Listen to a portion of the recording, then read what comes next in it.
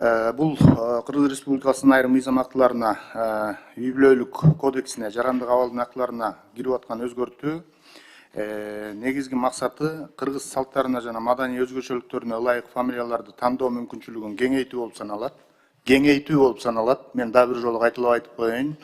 Бул жерде ов, вич, уулу, кызы деген фамилиялар бар да буга чейин. Алар кала берет. Анын баары өзгөрүп кетет деген ойдон дагы түшүнүктөн дагы алыс болушубуз керек. Кеңейтүү болуп саналат. Мында улуттук салтты, тарыхый мурасын жана түпкүлүгүн чагылдырган фамилиянын жазылышынын жаңы варианттарын кошуу сунушталат. Колдонуудагы мыйзамдарда фамилияны тандоо үчүн чектелген сандагы варианттар бар. Мисалы азыр колдонуудагы мыйзамда кандай чектөөлөр бар? Мисалы чоң атасынын атынан дароо. Мисалы Самый Кожо Мирлан болуп атпаймынбы? Мен Турдумамбет Мирлан боло албайм да. Ошондой сыяктуу чектөөлөр бар болгондуктан бул маданий салттарды жана үй бүлөлүк өзгөчөлүктөрдү сактап калууну каалаган жарандар үчүн татаалдыктарды жаратышы мүмкүн болуп атат. Азыркы коом салттарды заманбап шарттарга ылайыкташтырууну талап кылат. Сунушталган өзгөртүүлөр заманбап укуктук ченемдерди сактоодо маданий өзгөчөлүктөрдү эске алууну камсыз кылат. Бул жарандардын мыйзамдарды жакшыраак түшүнүүсүнө жана кабыл алуусуна өбөлгө түшөт. Бул мыйзам долбоорунда фамилияларды жана атасынын аттарын жазуунун төмөнкү варианттарын кошуу сунушталып атат. Мындай: чоң атасынын аты боюнча жазылганда, чоң атасынын атына мүчө уланбастан ата-энесинин каалоосу менен, атасынын атынан кийин эркек жынысындагы балдар үчүн уулу деген сөз жана аял жынысындагы балдар үчүн кызы деген сөз жазылат. Чоң атасынын атына экинчи вариантта чоң атасынын атына теги деген сөз ажыратылбай жазылат. Мисалы Самый Кожо теги, Бактыбек теги мисалы да. Ажыратылбай чогуу жазылганда ата-энесинин каалоосу менен, мында дагы атасынын атынан кийин эркек жынысындагы балдар үчүн уулу деген сөз, аял жынысындагы балдар үчүн кызы деген сөз жазылат.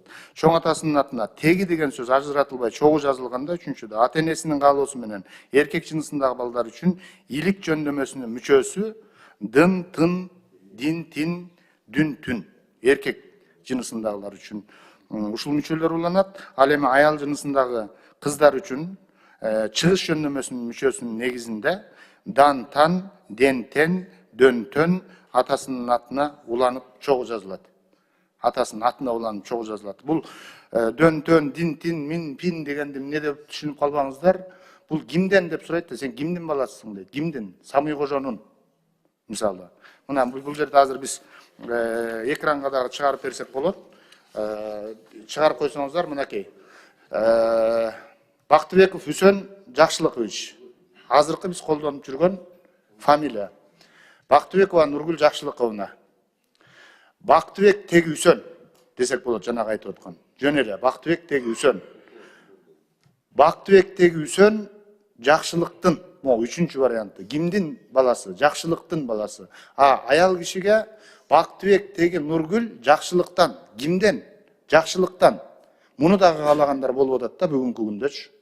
Булар кошумча иретинде гана кирет. Келгиле, муну биринчисинен баштайлычы. Эң биринчи мынакей. Бактыбеков Үсөн Жакшылыкович, Бактыбекова Нургүл Жакшылыковна.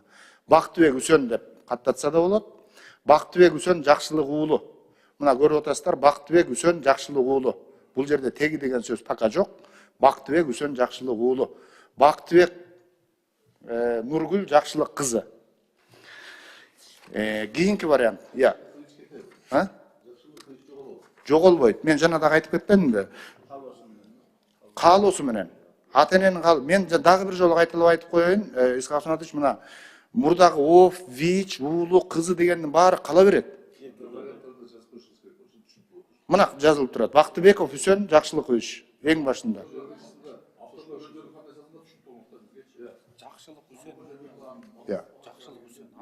Жакшылык Үсөн деп айтса да болот.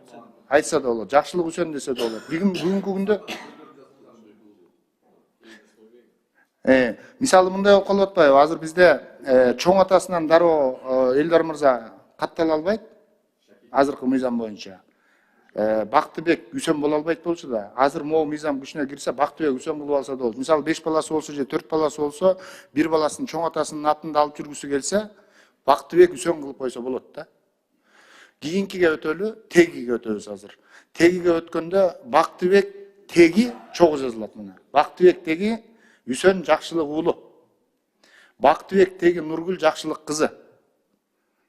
Бул 3-чү вариантта кетип атат. Бактыбек теги Нургүл экинчи вариантта. Эми 3-чү вариант бар. 3-чү вариантты ачып бериңиздер. 3-чү вариантта Бактыбек теги Үсен Жакшылыктын жанагы мүчөлөрү кошулганда ушундай болуп калып атат. Бактыбек теги Үсен Жакшылыктын, Бактыбек теги Нургүл Жакшылыктан. Мындайды каалагандагы ата-энелер болуп атат бүгүнкү күндө. Ушундай кылып жаздырсак дегенчи. Бул ата-эненин каалоосу менен фамилияларын өзгөртүүгө алып келе турган мыйзамды биз ылайыкташтырып берсек жакшы болот эле да. Мындан сырткары кыргыз тилинде өзүңүздөр жакшы билесиздер, кыргыз тилин баарыбыз эле жакшы түшүнөбүз деп ойлойбуз. Кыргыз тилинде тегин деген сөз кеңири белгилүү боло алган жок. Муну жакшы билесиздер, тегин. Тегин деген себеби бул сөздүн мааниси кандайдыр бир нерсени, кимдир бирөөнү таануу дегенди түшүндүрөт, таануу жок. Элибизде тегин жерден сөз болбойт. Тегин жерден өрт чыкпайт деп коет го. Мен дагы бир нерсени баса белгилеп айтып кетким келет. Мына Юдахиндин котормосу биз кыргыз сөздүгү Юдахиндин сөздүгү менен которулган котормо да. Мына ушунда бүт бардык нерсе жазылып турат. Тегин деген орусча дарам дегенди түшүндүрүп калат да. Тегин словардачы сөздүктө. Дарам. Тек деген бул кадимки эле өзүбүз билебиз. Тек деген ата теги, илик, тек, жай, илик дегенди. Кимдин тегисиң дейт да. Сен кимдин тегинисиң дебейт да. Тегиниң ким дебейт да. Тегин ким дейт. Тегин ким? Тегинин ким дебейт да. Анан ошон үчүн биз ушул тегин деген сөз кеңири колдонулбагандыктан элибизде тегин жерден сөз чыкпайт дегенден улам бул макалдарды дагы мисал келтирип, кыргыз тилинен орус тилине которгондо на пустом месте не возникает деп дагы которулуп калат да. На пустом месте не возникает дегенди түшүндүрүп атат. Ал эми теги деген сөз адам кайсы урууга таандык экенин көрсөтүп турат. Теги. Сен тегин ким айланайын дейт. Аксакалдар айылда мына азыр деле колдонулуп атат да. Тегин ким деп айтылат. Ошон үчүн биз ушундай өзгөртүүлөрдү алып келип атабыз. Урматтуу депутаттар, Кыргыз Республикасынын бул мыйзам Кыргыз Республикасынын мыйзам долбоорун кабыл алуу социалдык, экономикалык, укуктук, укук коргоочулук, гендердик, экологиялык, коррупциялык терс кесепеттерге такыр туура келбейт. Алып келбейт. Чыгымга да алып келбейт бюджеттен. Рахмат.